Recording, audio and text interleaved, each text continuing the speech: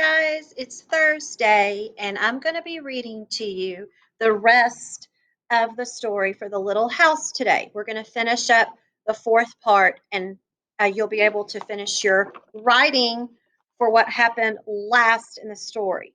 You will have something to write about tomorrow, but it'll be a little different. Okay. Mrs. Gideon will not be reading anything tomorrow. If you need to hear this story again, you can watch all four parts tomorrow, and then you'll be ready to do your writing. All right, so this is part 4 today. Then one fine morning in spring, along came the great great granddaughter of the man who built the little house so well. She saw the shabby little house, but she didn't hurry by. There was something about the little house that made her stop and look. Now, shabby is another word for um, something that's kind of dirty or broken down, needs some work done to it. She said to her husband, "That little house right there, that looks just like the little house that my grandmother lived in when she was a little girl. Only that little house was way out in the country. It was sitting on top of a hill, covered with daisy flowers, and apple trees were growing all around it." So I'm noticing that she's probably thinking to herself, this cannot be the same little house because it is not out in the country. It is now in the city.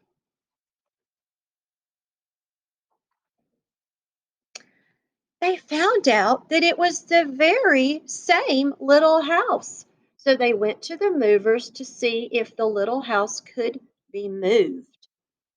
The movers looked the little house all over and said, "Sure, this house is as good as ever. She's built so well, we can move her anywhere."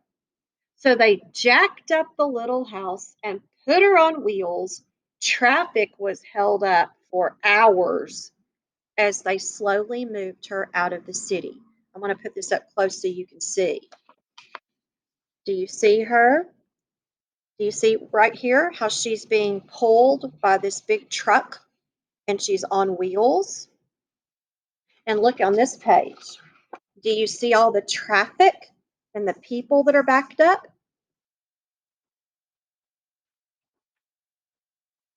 At first, the little house was frightened, but after she got used to it, she rather liked it.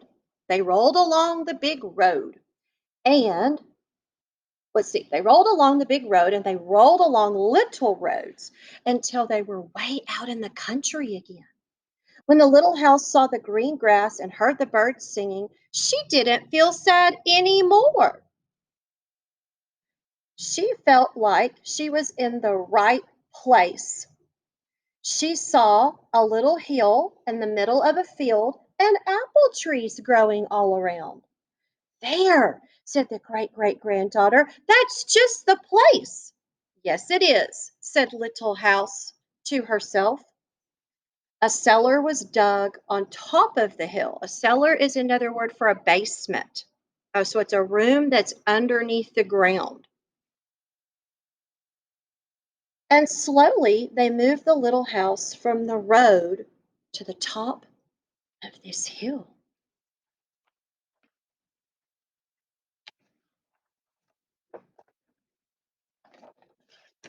The windows and shutters were fixed, and once again they painted her a lovely shade of pink. As the little house settled down on her new foundation, she smiled very happily.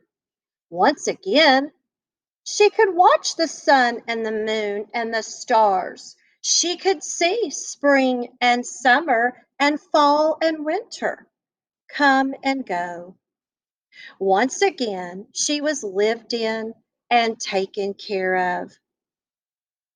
I'm noticing how she's back out in the country at the end of the story, just like she was at the beginning of the story. Okay, that's the end of the Little House book. Actually, I'm sorry, there's one more page. I apologize. One more page. Never again would she be curious about the city. Never again would she want to live there. The stars twinkled above her. A new moon was coming up. It was spring, and all was quiet in the peaceful country. Now it's the end. Okay, so today, what you're going to do is you're going to find your writing paper. Yesterday, you wrote about what happened then in the story, right here, then.